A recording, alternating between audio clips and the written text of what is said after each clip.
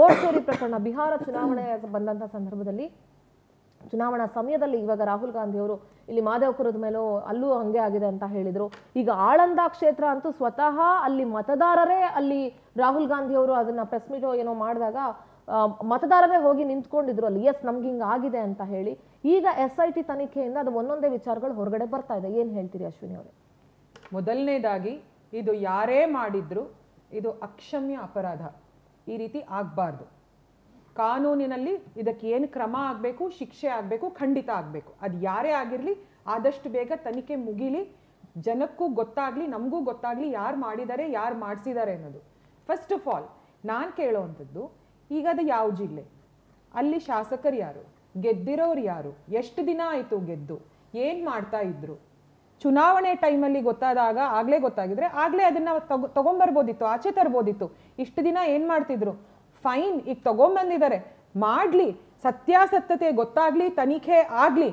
ಆದರೆ ಇವರ ರಾಹುಲ್ ಗಾಂಧಿ ಯಾರಿದ್ದಾರೆ, ಇವರ AICC ಅಧ್ಯಕ್ಷರು ಯಾರಿದ್ದಾರೆ, ಅಧ್ಯಕ್ಷರು ಖರ್ಗೆ ಅವರು ಮತ್ತು ನಾಯಕರು ಯಾರಿದ್ದಾರೆ ರಾಹುಲ್ ಗಾಂಧಿ ಅವರು, ಅಷ್ಟು ಸೀರಿಯಸ್ ಆಗಿ ತಗೊಂಡು ಇಡೀ ದೇಶದಲ್ಲಿ ಸಾಂವಿಧಾನಿಕ ಸಂಸ್ಥೆಗಳ ಮೇಲೆ ನಮಗೆ ವಿಶ್ವಾಸವಿಲ್ಲ, ನಂಬಿಕೆ ಇಲ್ಲ ಅಂತೆಲ್ಲ ಬಂದು ಓಡಾಡ್ಕೊಂಡು ಹೋಗಿ ಸುಳ್ಳನ್ನು ಹಬ್ಬಿಸಿ ರಾಜ್ಯಕ್ಕೂ ಬಂದು ಇಲ್ಲಿ ಬಂದು ನಾವು ಪ್ರೊಟೆಸ್ಟ್ ಮಾಡಿ ನಾವು ಮೆಮೊರಾಂಡಮ್ ಕೊಡ್ತೀವಿ, ಎಲೆಕ್ಷನ್ ಕಮಿಷನ್ಗೆ ಹೋಗಿ ನಾವು ಕಂಪ್ಲೇಂಟ್ ಕೊಡ್ತೀವಿ ಅಂತೆಲ್ಲ ಬಂದು ಮಾಡಿಬಿಟ್ಟು ಎಲ್ಲಿ ಹೋದ್ರಿ ಸ್ವಾಮಿ? ಪ್ರೊಟೆಸ್ಟು ಇಲ್ಲ, ಎಂಥದಿಲ್ಲ, ಓಡೋಟೋದಿಲ್ಲ. ಕೊನೆಗೆ DK ಶಿವಕುಮಾರ್ ಅವರು ಹೋಗಿ ಕೊಟ್ಟರು, ಅದನ್ನ ಇವ್ರು ಕೊಡಲೇ ಇಲ್ಲ. ಇದೆಲ್ಲ ನೋಡಿ ಫಾಲ್ಸ್ ಅಲಿಗೇಷನ್ಸ್ ಇವ್ರು BJP ಮೇಲೆ ಮಾಡ್ತಿರೋದು. BJP ಏನು ಹೇಳ್ತಾ ಇದೆ? ನಡೆದಿದ್ಯಾ, ಯಾರೇ ಮಾಡಿರ್ಲಿ ಸಿಂಧೂರ, ಫೇಸ್ ಮಾಡೋಣ ಆ್ಯಂಡ್ ಅದಕ್ಕೆ ಅಪರಾಧಕ್ಕೆ ಶಿಕ್ಷೆ ಆಗಲೇಬೇಕು. That is what our leaders are telling. Okay, ಆಯ್ತಾ? ಎಸ್ ಸುಧೀಂದ್ರ ಅವರೇ. ಮೊದಲನೇದಾಗಿ ಇವರು ಶುರು ಮಾಡ್ತಾನೆ ಅವಾಗಿಂದ ಏನು ಮಾಡ್ತಾ ಇದ್ರು ಅನ್ನೋದೊಂದು ಶುರು ಅಂತ ಒಂದು ಮಾತು ಹೇಳಿದ್ರು. ಫಸ್ಟು ಇದನ್ನ ಇದು ಒಂದು ಗುಮಾನಿ ಎಲ್ಲಿಂದ ಹೇಳಿದ್ದು, ಯಾರೇ ಆದ್ರೂ ಶಿಕ್ಷೆ ಆಗಬೇಕು ಅಂತ, ಯಾರೇ ಆದ್ರೂ ಅನ್ನೋದಕ್ಕೆ ಅದಕ್ಕೆ ಉತ್ತರ ಕೊಟ್ಬಿಡ್ಬೇಕು ಅಂದ್ರೆ ಇದು BJPಯ ಫಾರ್ಮರ್ MLA ಅವ್ರು ಮಾಡಿರ್ತಕ್ಕಂಥದ್ದು, SIT ಅವ್ರು ನೇರವಾಗಿ ಅವ್ರು ಮಾಡಿರ್ತಕ್ಕಂಥದ್ದು. ಯಾರೇ ಅವ್ರು ಹೇಳಿದಕ್ಕೆ ನಾನು ಉತ್ತರ ಕೊಟ್ಟೆ. ಈಗ ನೋಡಿ, ಮಹಾರಾಷ್ಟ್ರ ಚುನಾವಣೆಯಲ್ಲಿ ಹ್ಯೂಜ್ ಅನ್ಎಕ್ಸ್ಪೆಕ್ಟೆಡ್ ಮಾರ್ಜಿನ್ಸ್ ಕೆಲವು ಈಗ ಒಂದು ಯಾವುದೇ ಕ್ಷೇತ್ರದಲ್ಲಿ ಯಾವುದೇ ಪಕ್ಷ ಗೆಲ್ಲಿ, ಇವತ್ತು BJP ಅವ್ರಿಗೂ ಒಂದು ಅಂದಾಜು ಇರುತ್ತೆ, ಈ ಪಕ್ಷದಲ್ಲಿ ನಾವು ಇಷ್ಟರಿಂದ ಗೆಲ್ಬೋದು, ಇಷ್ಟರಿಂದ ಸೋಲ್ಬೋದು, ಅಥವಾ ಇಷ್ಟು ಜಾಗದಲ್ಲಿ ಫೈಟ್ ಇದೆಯೋ. ಈಗ ಚುನಾವಣಾ ರಾಜಕೀಯ ಗೊತ್ತಿರ್ತಕ್ಕಂಥವ್ರು ಎಂಥ ಒಬ್ಬ ಸಣ್ಣ ಬೂತ್ ಕಾರ್ಯಕರ್ತನ ಕೂಡ ನನ್ನ ಬೂತಲ್ಲಿ ನೋಡಪ್ಪ ಒಂದು 50 ನಮಗೆ ಬರ್ಬೋದು, ಒಂದು 20, ಆ ಥರ ಏನೋ ಒಂದು ಅಸೆಸ್ಮೆಂಟು ಮೋರ್ ಆರ್ ಲೆಸ್ ಅದು ಅವ್ರ ಅಸೆಸ್ಮೆಂಟು ಹಂಗೆ ಇರುತ್ತೆ, ನಮ್ದು ಕರೆಕ್ಟ್ ಆಗಿರುತ್ತೆ. ಇದನ್ನೆಲ್ಲ ಮೀರಿರ್ತಕ್ಕಂತಹ, ಇದನ್ನೆಲ್ಲ ಒಂದು ಯಾವೇ ಒಂದು ಅಸೆಸ್ಮೆಂಟ್ಗೆ ಒಂದು ತಾಳಿ ಇಲ್ಲದೆ ಇರ್ತಕ್ಕಂಥ ಒಂದು ಟರ್ನ್ಔಟು ಮಹಾರಾಷ್ಟ್ರ ಚುನಾವಣೆನಲ್ಲಾಯಿತು. ಅಂಥ ಒಂದು ಮಾರ್ಜಿನ್ಗಳು ಮಹಾರಾಷ್ಟ್ರ ಚುನಾವಣೆನಲ್ಲಾಯಿತು. 5 ವರ್ಷದಲ್ಲಿ ಏನು ವೋಟರ್ಸ್ ಆ್ಯಡ್ ಆಗಿದ್ರು ಅದಷ್ಟು ಕಿನ್ನ ಡಬ್ಬಲ್ಲು ಬರೀ 5 ತಿಂಗಳು, ಚುನಾವಣೆಗೆ ಲಾಸ್ಟ್ 5 ತಿಂಗಳಲ್ಲಿ 5 ವರ್ಷದಿಂದ ಆಗಿರ್ತಕ್ಕಂಥ. ಅಂದರೆ ದೀಸ್ ಆರ್ ನಂಬರ್ಸ್. ಇದು ಸರಿ ಇದೆ ಅಂತ ಯಾರೂ ಹೇಳೋಕ್ಕಾಗಲ್ಲ. ಅದು BJP ಅವರು ಹೇಳೋಕ್ಕಾಗಲ್ಲ, ಕಾಂಗ್ರೆಸ್ ಅವರು ಹೇಳೋಕ್ಕಾಗಲ್ಲ. ಹೇಳಿದ್ರೆ ಅವರಷ್ಟು ಅದರ ಬುದ್ಧಿ ಇಲ್ಲದೆ ಇರ್ತಕ್ಕಂಥವ್ರು ಯಾರು ಇದನ್ನು ಒಪ್ಕೋಬೇಕಷ್ಟೇ. ಆಮೇಲೆ ಎಂಟೈರ್ ಅಡಲ್ಟ್ ಪಾಪ್ಯುಲೇಷನ್ ಏನಿದೆ ಅದಕ್ಕಿಂತ ಮೋರ್ ವೋಟರು ಇದು ಟರ್ನ್ಔಟ್ ಅಂತಲೇ ತೋರಿಸ್ತಾ ಇದ್ರು. ಕೆಲವು ಕ್ಷೇತ್ರದಲ್ಲಿ ಆ ಪಾಪ್ಯುಲೇಷನ್ನೇ ಅಷ್ಟಿಲ್ಲ, ಅದಕ್ಕಿಂತ ಜಾಸ್ತಿ ಟರ್ನ್ಔಟ್ಗಳಿತ್ತು. ಇದನ್ನೆಲ್ಲ 4 ಲೆಟರ್ಗಳ ಮೂಲಕ ಇದ್ರ ಮೂಲಕ ನಾವು ಇದು ಎಲೆಕ್ಷನ್ ಕಮಿಷನ್ಗೆ ಕೇಳಿದಾಗ ಡಿಜಿಟಲ್ ವೋಟರ್ ರೋಲ್ಸನ್ನು ನಾವು ಕೊಡಲ್ಲ ಅಂತಕ್ಕಂಥ ಮೊದಲನೇ ಇಷ್ಟು ವರ್ಷ, ಅದು ಪ್ರತಿ ವರ್ಷ ಇರಲಿಲ್ಲ, ಪ್ರತಿ ಸಲ ಡಿಜಿಟಲ್ ವೋಟರ್ ರೋಲ್ ಕೊಡ್ತಾ ಇರ್ತಕ್ಕಂಥ ಎಲೆಕ್ಷನ್ ಕಮಿಷನ್ ಅವರು ಈ ಸಲ ಡಿಜಿಟಲ್ ವೋಟರ್ ರೋಲ್ಸನ್ನು ಕೊಡಲ್ಲ ಅಂತ ಹೇಳಿದ್ರು. ಜೈರಾಮ್ ರಮೇಶ್ ಅವರು ನಾವು ಒಂದು ಪತ್ರಿಕಾಗೋಷ್ಠಿ ಮಾಡಿ, ಆಯಿತು ನೀವು ಡಿಜಿಟಲ್ ವೋಟರ್ ರೋಲ್ಸ್ ಕೊಡ್ತಾ ಇದ್ರೆ CCTV ಫುಟೇಜ್ ಕೊಡಿ. ನೋಡಿ, ಆ ಬೂತ್ ಏಜೆಂಟ್ ಬ್ಲಾಕ್ ಏನು ಕೊಡ್ತಾನೆ, ಪ್ರತಿಯೊಬ್ಬರೂ ಕ್ಯಾಂಡಿಡೇಟ್ಗೆ CCTV ಫುಟೇಜು ನೀವು ಡಿಮ್ಯಾಂಡ್ ಮಾಡಿಬಿಟ್ಟು ಇದಾಕ್ಬಿಟ್ಟು ರೇಟಿಂಗಲ್ಲಿ ಕ್ಯಾಂಡಿಡೇಟ್ ತೊಗೋಬೋದು. ಇದು CCTV ಇದು ಸ್ಟಾರ್ಟ್ ಆದಾಗಿಂದನೂ ಬಂದಿರತಕ್ಕಂಥ ಒಂದು ಪರಂಪರೆ. ಯಾವ VC ಅವರೂ ಅದನ್ನು ಕೊಡಲ್ಲ. ಇವ್ರು ಹಂಗೆ ನಾವು ಜೈರಾಮ್ ರಮೇಶ್ ಅವ್ರು ಕೂತ್ಕೊಂಡು ಅದೊಂದು ಪತ್ರಿಕಾಗೋಷ್ಠಿ ಮಾಡ್ತಾ ಇದ್ದಂಗೆ ಅವರು ಒಂದು ಇದನ್ನೇ ಚೇಂಜ್ ಮಾಡಾಕ್ಬಿಟ್ರು. ಬೈಲಾನಲ್ಲಿ ಏನು CCTV ಫುಟೇಜ್ ಕೊಟ್ಬಿಟ್ರೆ ಅಲ್ಲಿನ ವೋಟ್ ಮಾಡೋಕ್ಕೆ ಬಂದಿರತಕ್ಕಂಥ ಮಹಿಳೆಯರದು, ಮಕ್ಕಳದು, ಇನ್ನು ಅಥವಾ ಯಾರ್ಯಾರ್ದು ಅವ್ರದ್ದೆಲ್ಲ ಅವ್ರಿಗೆ ಸೆಕ್ಯೂರಿಟಿ ಪ್ರಾಬ್ಲಮ್ ಆಗುತ್ತೆ. ಇದು ಸ್ವಾಮಿ, ಅದು CCTV ಶುರು ಆದಾಗಿಂದ ಕೊಡ್ತಾ ಇದ್ದಾರೆ. ಸಡನ್ನಾಗಿ ಯಾಕೆ ಸೆಕ್ಯೂರಿಟಿ ಪ್ರಾಬ್ಲಮ್ ನಿಮ್ಗೆ? ಆವಾಗ ಅಷ್ಟು ವರ್ಷದಿಂದ ನಿಮ್ಗೆ ಸೆಕ್ಯೂರಿಟಿ ಪ್ರಾಬ್ಲಮ್ ಗೊತ್ತಿರಲಿಲ್ವಾ? ಓವರ್ ನೈಟ್ ಇವ್ರದ್ದು ಪತ್ರಿಕಾಗೋಷ್ಠಿ ಆದ ತಕ್ಷಣ ನಿಮ್ಗೆ ಗೊತ್ತಾಯ್ತಾ ಸೆಕ್ಯೂರಿಟಿ ಪ್ರಾಬ್ಲಮ್ ಆಗುತ್ತೆ ಕೊಡುತ್ತೆ ಅಂತ?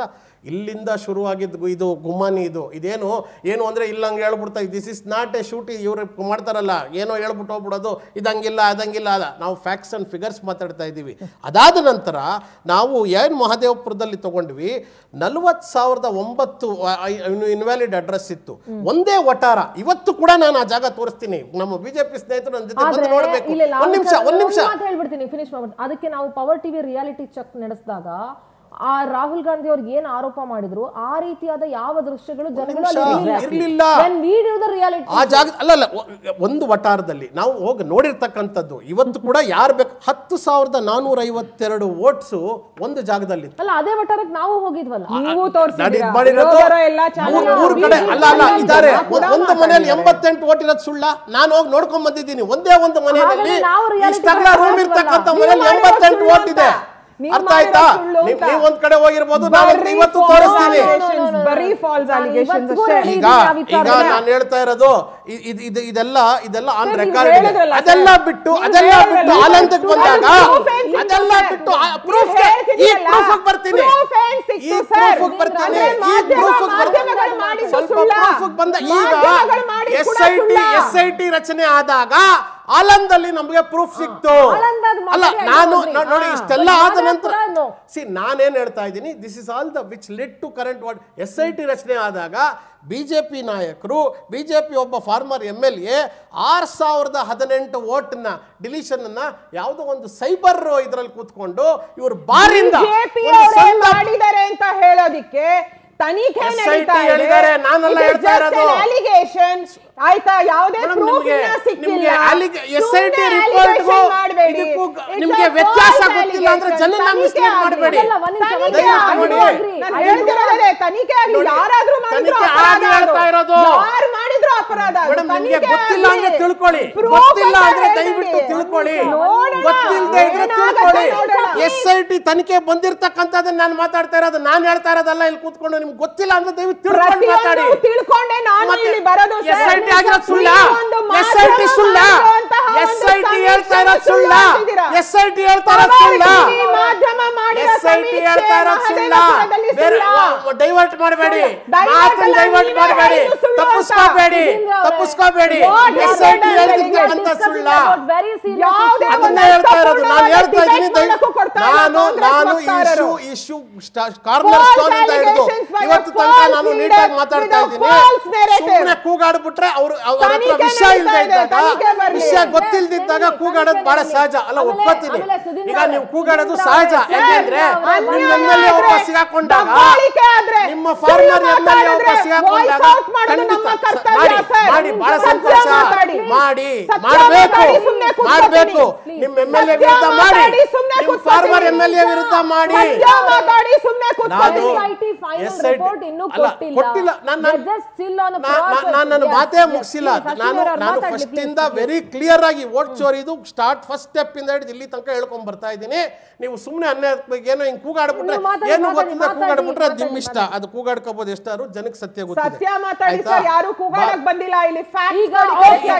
ನೋಡಿದ್ರು ಈಗ ಅವರು ತಿಳ್ಕೊಂಡು ಮಾತಾಡಿ, ಕೆಲರು ಮಾಡ್ತಾರೆ. ತಿಳ್ಕೊಂಡು ಮಾತಾಡ್ರಿ. SIT ಕೊಟ್ಟಿರೋ ಇಂಟರ್ವ್ಯೂ ವರದಿನಲ್ಲಿ ರಿಪೋರ್ಟ್ ಮಾಡಿರೋದು ಸುಳ್ಳ? SIT ಹೇಳ್ತಾ ಇರೋದು ಸುಳ್ಳ? SIT ಹೇಳ್ತಾ ಇರೋದು ನಾನು ಕೋಟ್ ಮಾಡ್ತಾ ಇರೋದು, ನೀವು ಕೂತ್ಕೊಂಡು ಹೇಳ್ತಾ ಇರೋದು ಅವ್ರು ಕೂತ್ಕೊಂಡು ಹೇಳ್ತಾ ಇರೋದಲ್ಲ. SIT ಹೇಳ್ತಾ ಇರೋದು ರಚನೆ ಬಗ್ಗೆ ನಿಮಗೆ ಮಾಹಿತಿ ಇಲ್ಲ ಅಂದ್ರೆ ಅದು ನನ್ನ ತಪ್ಪಲ್ಲ. SIT ಬಗ್ಗೆ ನಿಮಗೆ ಮಾಹಿತಿ ಇಲ್ಲ ಅಂದ್ರೆ ಅದು ನನ್ನ ತಪ್ಪಲ್ಲ. ನನ್ನ ಪ್ರಶ್ನೆ, ಇಬ್ರಿಗೂ ನನ್ನ ಪ್ರಶ್ನೆ ಇದೆ. ಇಫ್ ಇಟ್ ಆಲ್ SIT ರಚನೆ ಆಗಿದೆ, ಈಗ SIT ತನಿಖೆಯಲ್ಲಿ ಏನಾದ್ರೂ ಅಲ್ಲಿಯ ಬಿಜೆಪಿಯ ಮಾಜಿ ಶಾಸಕರದ್ದು ತಪ್ಪಿದೆ ಅಂತ ಗೊತ್ತಾದ್ರೆ ನಿಮ್ಮ ಪಕ್ಷ ಏನು ಕ್ರಮವನ್ನ ತೆಗೆದುಕೊಳ್ಳುತ್ತೆ? ಕಾನೂನಾತ್ಮಕವಾಗಿ ಏನ್ ತಗೋಬೇಕೋ ಖಂಡಿತ ತಗೊಳ್ತಾರೆ, ಆಯ್ತಾ. And if it's a crime, ಯಾರೇ ಆಗಿರ್ಲಿ ಅದು ತಪ್ಪು, ದೇಶದ್ರೋಹದ ಕೆಲಸ. ಓಕೆ ಸುಧೀಂದ್ರ ಅವರೇ, ಈಗ ನಿಮ್ಮ SIT ಇನ್ನು ತನಿಖೆಯನ್ನ ನಡೆಸ್ತಾ ಇದೆ. ಈ ತನಿಖೆಯಲ್ಲಿ ಬಿಜೆಪಿ ಶಾಸಕರದ್ದು ಏನೋ ಇದ್ರಲ್ಲಿ ಅವ್ರು ಇವಾಗ ಒಂದ್ ಮಾತು ಹೇಳ್ತಾರೆ, ನಾನು ಆತರ ಮಾಡಿದ್ರೆ ನಾನು ಗೆಲ್ಬೇಕಾಗಿಲ್ವಲ್ಲ ಅಂತ ಅವ್ರು ಹೇಳಿ ಈಸಿಯಾಗಿ ತಪ್ಪಿಸ್ಕೊಳ್ಬಹುದು. ಬಟ್ ತನಿಖೆ ಈಗ SIT ರಚನೆ ಆಗಿರೋದ್ರಿಂದ SIT ಮೇಲೆ ನಂಬಿಕೆ ಇಡೋಣ, ನಮ್ಮ ಪೊಲೀಸರ ಮೇಲೆ ಅಟ್ಲೀಸ್ಟ್ ನಾವಾದ್ರೂ ನಂಬಿಕೆ ಇಡೋಣ. 1 ಸೆಕೆಂಡ್ ಅಶ್ವಿನಿ ಅವರೇ ಪ್ಲೀಸ್. ಸೊ ಈಗ ಮಾಜಿ ಶಾಸಕರದ್ದು ಏನೋ ತಪ್ಪಿಲ್ಲ, ಇದರಲ್ಲಿ ಬೇರೆ ಏನೋ ಆಗಿದೆ ಅಂತ ಗೊತ್ತಾದ್ರೆ ನಿಮ್ಮ ಸರ್ಕಾರ ಏನ್ ಕ್ರಮ ತೆಗೆದುಕೊಳ್ಳುತ್ತೆ? ನೋಡಿ, ಇದುವರೆಗೆ ತನಕ ಬಂದಿರತಕ್ಕಂತಹ SIT ಇಂದ ಮೂಲಗಳ ಮಾಹಿತಿ ಪ್ರಕಾರ ಯಾವುದೇ ರೀತಿಯ ಅವ್ರದ್ದು ತಪ್ಪಿಲ್ಲ ಅಂತಕ್ಕಂಥದ್ದು ಯಾವುದು ಇದುವರೆ ತನಕ ಅಂತೂ ಬಂದಿಲ್ಲ. ಅವ್ರದ್ದು ಒಂದು ಸಂಸ್ಥೆಯಿಂದ ದುಡ್ಡು ಹೋಗಿರೋದು ಗೊತ್ತು.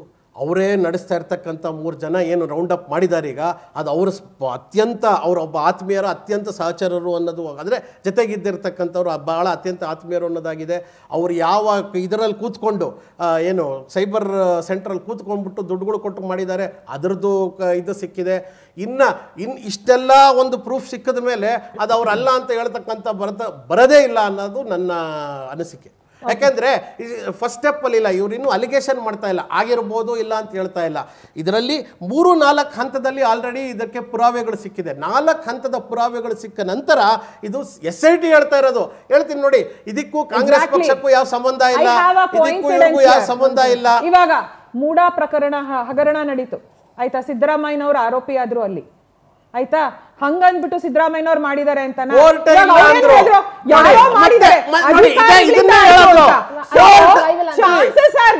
ತನಿಖೆ ನಡೀತಾ ಇದೆ. Let it come up. MUDA ಪ್ರಕರಣದಲ್ಲಿ ಇನ್ನೊಂದು ಮೂಡಾ ಪ್ರಕರಣದಲ್ಲಿ ಅಶ್ವಿನಿ ನೋಡಲ್ಲ ಅನ್ಸುತ್ತೆ. ಮೂಡಾ ಪ್ರಕರಣದಲ್ಲಿ 2 ಕೋರ್ಟ್ ಇಂದ ಅವರು ಇಲ್ಲ ಅಂತ ಹೇಳಿದ್ದಾರೆ. ಏನು ಮಾತಾಡ್ತಾ ಇದ್ದೀರಾ ನೀವು? ತನಿಖೆ ನಡೆಯುವಾಗ ಸಿದ್ದರಾಮಯ್ಯನವರು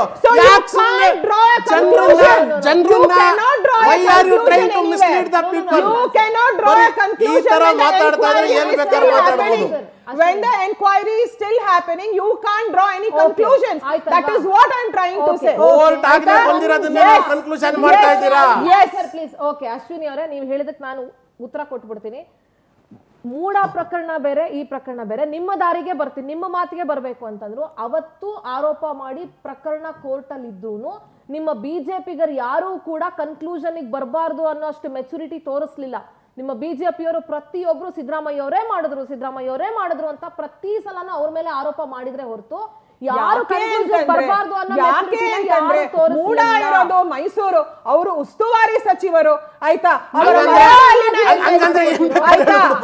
ಹಾಗಾಗ್ಬಿಟ್ಟು ಇಲ್ಲಿ ಗೆದ್ದಿರೋ ಕ್ಯಾಂಡಿಡೇಟ್ ಯಾರು? ಸಿಂಧೂರ ಗೆದ್ದಿರೋ ಕ್ಯಾಂಡಿಡೇಟ್ ಗುಲ್ಬರ್ಗಾದಲ್ಲಿ ಯಾರು? ಬಿಜೆಪಿ ಅವರ ಪ್ರಕಾರ 2 ವರ್ಷದಿಂದ ಸಚಿವರಾದ್ರೆ ಏನು ಬೇಕಾರಾಗಬಹುದು, ಬೇರೆ ಕಡೆ ಎಲ್ಲ ಆಗೋಗಿಲ್ಲ. ತನಿಖೆ ಆಗಲಿ, ಇದು ಒಂದು ವಾದ. ಕಾನೂನಿನ ಪ್ರಕಾರ ಕ್ರಮ ಆಗಲಿ. ಕೋರ್ಟ್ ಇಂದಾನೇ ಇದಾಗಿದ್ದಾರೆ. ನಿಮಗೆ ಕೋರ್ಟ್ ಬಗ್ಗೆ ಮಾಹಿತಿ ಇದ್ರೆ ತಿಳ್ಕೊಳ್ಳಿ. ಕೋರ್ಟ್ ಇಂದಾನೇ ಮಾಡಿದ್ದಾರೆ.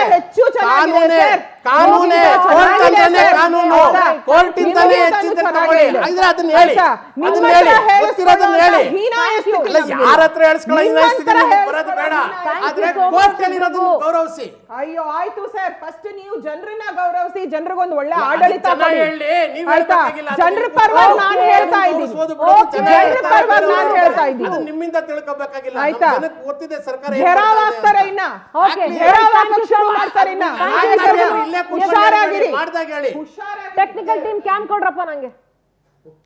S, thank you so much ಇಬ್ರಿಗೂ. ಆದ್ರೆ ಅಶ್ವಿನಿ ಅವರೇ, ಲಾಸ್ಟ್ ಪಾಯಿಂಟ್, ನಾನು ನಿಮ್ಮ ಮಾತನ್ನ ಒಪ್ಕೊಳ್ಳೋದಿಲ್ಲ. ಯಾಕಂತಂದ್ರೆ ಅವ್ರು ಉಸ್ತುವಾರಿ ಸಚಿವರಾಗಿದ್ರು, ಮತ್ತೊಬ್ಬರಾಗಿದ್ರು ಅಂತ ನೀವು ಹೇಳುವಾಗ ಯಾವ ಬಿಜೆಪಿ ಶಾಸಕರ ಮೇಲೆ ಈಗ ಅಲಿಗೇಷನ್ ಬಂದಿದೆಯೋ ಅವರು ಆ ಜಾಗದಲ್ಲಿ ಬಹಳ ಪ್ರಭಾವವನ್ನ ಇಟ್ಕೊಂಡಿದ್ದಾರೆ. ಅದಕ್ಕೋಸ್ಕರ ಅವ್ರ ಮೇಲೆ ಅದೇ ಬಂದಿದೆ. ಅದಕ್ಕೋಸ್ಕರ thank you so much, thank you. ಒಟ್ಟಾರೆಯಾಗಿ ಅಟ್ ದ ಸೇಮ್ ಟೈಮ್ ಯಾವ ಬಿಜೆಪಿ ಮಾಜಿ ಶಾಸಕರ ಮೇಲೆ ಆರೋಪ ಬಂದಿದೆಯೋ ಅವರು ಆ ಭಾಗದಲ್ಲಿ ಬಹಳಷ್ಟು ಹೋಲ್ಡ್ ಅನ್ನ ಇಟ್ಕೊಂಡಿದ್ದಾರೆ, ಬಹಳಷ್ಟು ಪ್ರಭಾವಿಯಾಗಿದ್ದಾರೆ ಅವರು.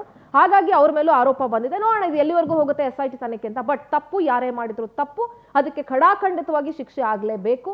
ನೋಡೋಣ ಕಾಂಗ್ರೆಸ್ನಲ್ಲಿ ಯಾವ ತಿಂಗಳಲ್ಲಿ ಕ್ರಾಂತಿ ಆಗುತ್ತೆ, ಅಥವಾ ಯಾವ ತಿಂಗಳಲ್ಲಿ ಮುಖ್ಯಮಂತ್ರಿಗಳೇನಾದ್ರು ಬದಲಾವಣೆ ಆಗ್ತಾರಾ, ಅಥವಾ ಹೈಕಮಾಂಡ್ ನಾವಿನ್ನೂ ಬದುಕಿದೀವಿ ನೀವು ಬಾಯಿ ಮುಚ್ಕೊಂಡಿರಿ ಅಂತ ಏನಾದ್ರು ಹೈಕಮಾಂಡ್ ಬೀಗ ಹಾಕ್ಸುತ್ತಾ ಕಾಂಗ್ರೆಸ್ನ ಒಂದಷ್ಟು ಜನರ ಲೂಸ್ ಟಾಕ್ಗೆ ಅಂತ ಕಾದ್ ನೋಡೋಣ. ನೋಡ್ತಾ ಇರಿ ಪವರ್ ಟಿವಿ, ಇದು ನಿಮ್ಮ ಶಕ್ತಿ.